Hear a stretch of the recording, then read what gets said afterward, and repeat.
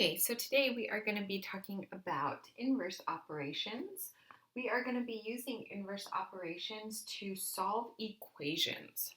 So you're just going to be copying your notes on your inverse operations assignment in your workbook.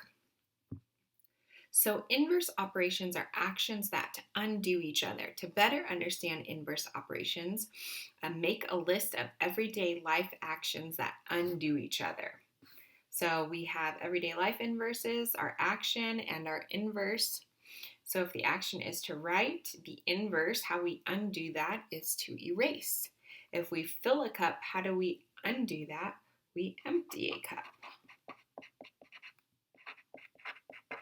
If the inverse is to destroy a sandcastle, the action would be build a sandcastle.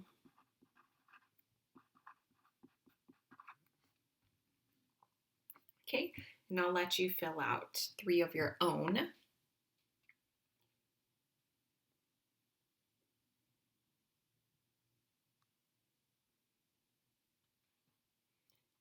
Then that brings us to our mathematical inverses. So the action and the inverse. So if we have division, what would undo dividing?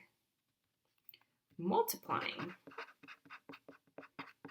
So if we're dividing and we want to undo that division, we use its inverse, which is to multiply. If we have subtracting as the inverse, the action, what does subtraction undo? It undoes addition or adding.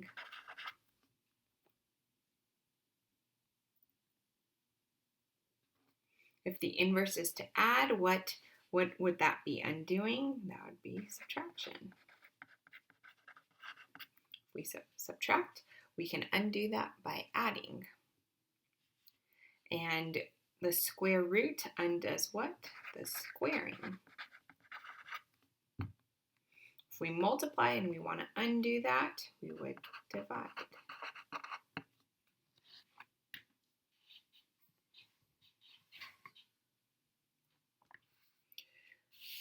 So if the equation has addition, then the inverse operation to use is, how do we undo addition? That would be subtraction.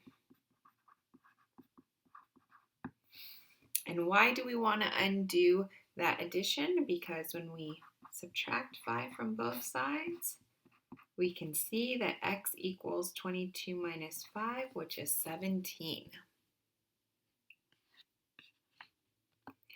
If the equation has multiplication, then the inverse, what's the blank? Operation to use is, what undoes multiplication? Right, division. So 7 is being multiplied by n. If we want to undo that, we can divide, and we are left with n, which is exactly what we want, equals 133 divided by 7, which is 19. If the operation has subtraction, then the blank operation, the inverse operation to use is, how do we undo subtraction? Addition. So we want to cancel out negative 22 by adding 22 to both sides. And so n equals 51. And the last one, if the equation has division, then the inverse operation to use is, how do we undo division? Multiplication. So since we're dividing by 6, we can undo that by multiplying both sides by 6. Those cancel out, leaving us with x equals 72. Okay, so you're going to practice using your inverse operations. So open up in your workbook to practice using one inverse operation.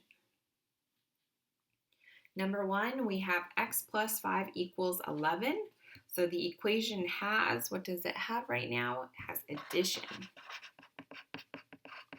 So what inverse operation are you going to use to undo that addition? we're going to use subtraction. We're going to subtract 5 from both sides. And when we do that, we see that x equals 6. Okay, you're going to go ahead and complete this assignment using your inverse operations.